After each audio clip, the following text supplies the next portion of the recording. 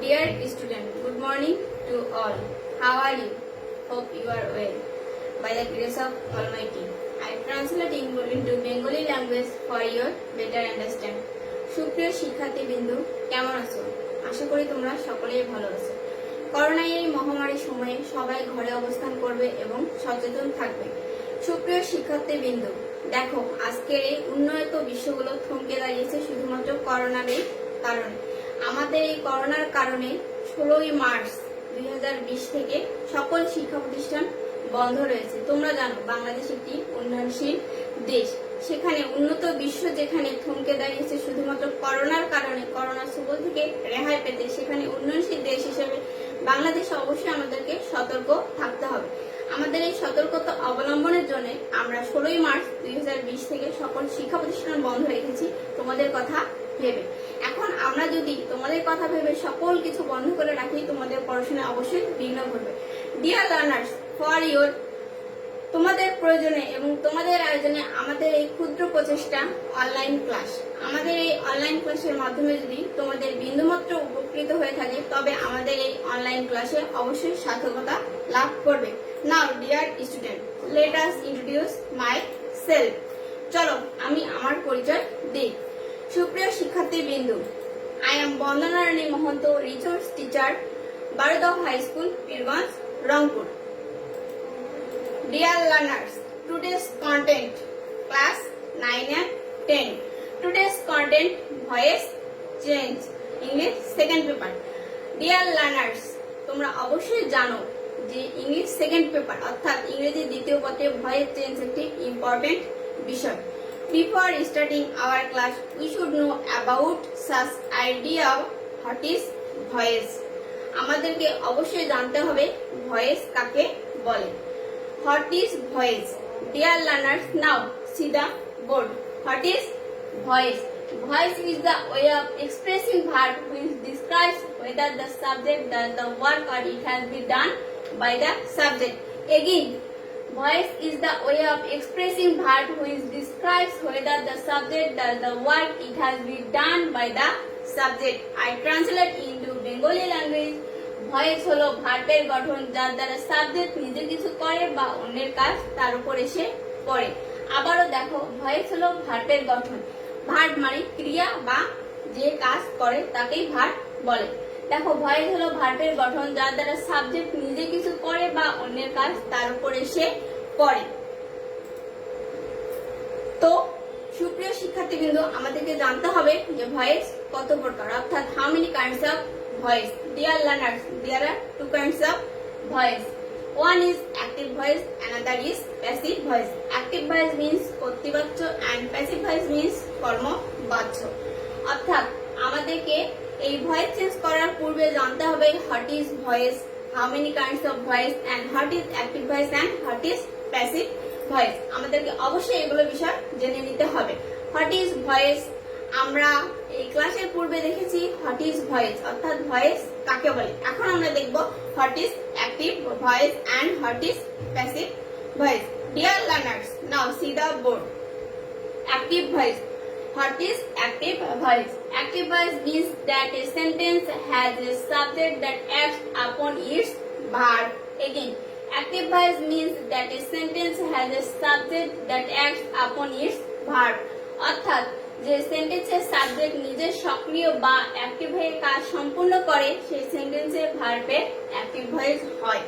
আবারও দেখো, যে সেন্টেন্সের সাবজেক্ট নিজে সক্রিয় বা অ্যাক্টিভ হয়ে কাজ সম্পূর্ণ করে সেই সেন্টেন্সের সাবজেক্টের অ্যাক্টিভ ভয়েস হয়। অর্থাৎ যখন নিজে তুমি কোনো কাজ করবে সেটি অ্যাক্টিভ ভয়েস, এবং তোমার কাজটি অন্য কারো উপর এসে পড়বে সেটি হচ্ছে passive voice. Again, what is passive voice? Now dear learners, see the board. What is passive voice? অর্থাৎ কর্মবাচ্য কাকে বলে? Passive voice means that a subject is the recipient of a action, verbs action. Again, passive voice means that a subject is the recipient of a verb action. অর্থাৎ যে সেন্টেন্সের subject নিজে কাজ সম্পূর্ণ করে না বরং অবজেক্টের কাজটি তার উপরে সে পড়ে, তখন সেই সেন্টেন্সের ভার্বের প্যাসিভ ভয়েস হয়। অর্থাৎ যে সেন্টেন্সের সাবজেক্ট নিজে কাজ সম্পূর্ণ করে না, যখন তুমি কাজটি সম্পূর্ণ করবে না কিন্তু তোমার কাজটি অন্য কারা দ্বারা সম্পন্ন করে থাকবে তাকে প্যাসিভ ভয়েস বলে। নাও সি দা এক্সাম্পল, সি দা সাম রুলস। অর্থাৎ আমরা এখন দেখব অ্যাক্টিভ ভয়েসকে প্যাসিভ ভয়েস করার সাধারণ কিছু নিয়মাবলী।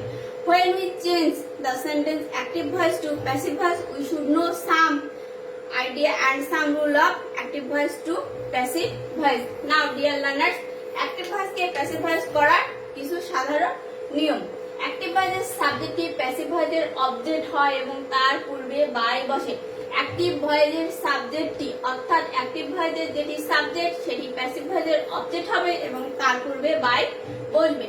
অ্যাক্টিভ ভয়েসের সাবজেক্টটি প্যাসিভ ভয়েসের অবজেক্ট হয় অর্থাৎ অ্যাক্টিভ ভয়েসের অবজেক্টটি যেটি অ্যাক্টিভ ভয়েসের অবজেক্ট সেটি সাবজেক্ট ভয়েসে গিয়ে কি হবে সাবজেক্ট হবে অর্থাৎ এন্ড মূল ভার্বের পাস্ট পার্টিসিপল হয় এবং টেন্স অনুযায়ী ভার্ব বসে। Dear learners and dear students, we should know such idea about verb and some idea about tense. আমাদের পূর্বের ক্লাসে আমরা টেন্স এবং ভার্ব সম্পর্কে সামান্য কিছু আলোচনা করেছি। অর্থাৎ আমি আশা করি তোমাদের এই সম্পর্কে কিছু ধারণা আছে। অর্থাৎ we should know about some idea about tense. Now dear learners, see the example. Active voice, I see a bird. It is the form of active voice. And passive voice, a bird is seen by me. Here I is the subject, see is verb, a bird is object. And passive voice, a bird is seen by me. Here a bird is the object of active voice and I is the subject of active voice. The structure of active voice is subject, verb, object. Here we find the sentence I see a bird. I is the subject. Here we find subject. See is the verb and object a bird. Again, a bird is seen by me. Here is the form of passive voice.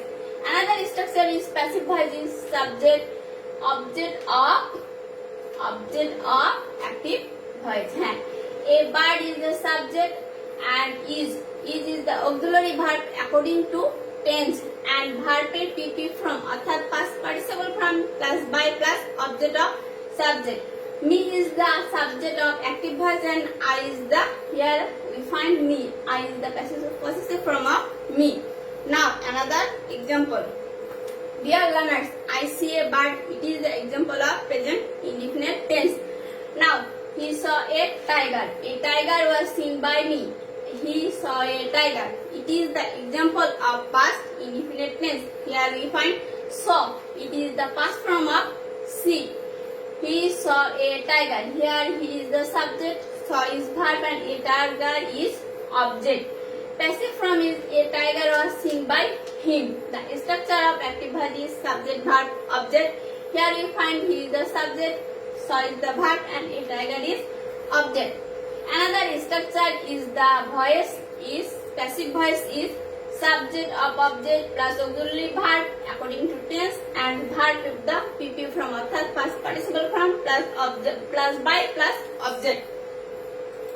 Now dear learners, we should know different kinds of sentence. We have to use different kinds of verb. Again, different kinds of sentence we have been used to different kinds of verb অর্থাৎ বিভিন্ন বাক্যে আমরা বিভিন্ন ধরনের verb ব্যবহার করে থাকবো সেটা টেন্স অনুযায়ী according to tense. Such as in present indefinite tense we can use am, is, are. Such as আবারও দেখো in present indefinite tense we can use am, is, are. I see is a, I see a bird. This is the example of present indefinite tense. Here we use is. Here is the auxiliary verb. This is the example of present indefinite tense and past indefinite tense we can use was, were. We saw another example. He saw a tiger. Here we use past form of the verb অর্থাৎ ভার্বের দ্বিতীয় form past form আমরা ব্যবহার করেছি সেটি ছিল past indefinite tense. In past indefinite tense we can use was, were. The passive form, remember this is the passive form. He saw a tiger. A tiger was. Here we used was. অর্থাৎ আমরা সেখানে ব্যবহার করেছিলাম মূল verb হিসেবে ওয়াজ, অর্থাৎ auxiliary verb আমরা ব্যবহার করেছিলাম was. Here in present past indefinite tense we can use was and were. Like it, in present continuous tense we can use am being, is being and are being. In past continuous tense we can use was being or are being. Like it, in the same way in present perfect tense we can use have been, has been. In past perfect tense we can use had been. In future indefinite tense we can use shall be and will be. In future continuous tense we can use shall be being, will be been. In future perfect tense we can use shall have been and will have been. Again, in present perfect tense we can use have been and has been. In past perfect tense we can use had been. In future indefinite tense we can use shall be and will be. In future continuous tense we can use shall be being, will be being. In future perfect tense we can use shall have been, will have been. Now you see the another example. Here we find this is the form of active voice. The girl was singing a song. This is the example of past continuous tense. Here we used was. Was is the auxiliary verb and sing is the principal verb. Here we used ing. The girl was singing a song. Passive form is was. A song was being sung by the girl. Here sung is the past participle form of singing. Thanks to all. তোমাদেরকে অবশ্যই ধন্যবাদ এবং আমার এই ক্লাসটি দেখার জন্য তোমাদেরকে আবারও আমি সাধুবাদ জানাই। তোমাদেরকে আবারও বলতেছি, stay home and stay safe. Thank you dear learners.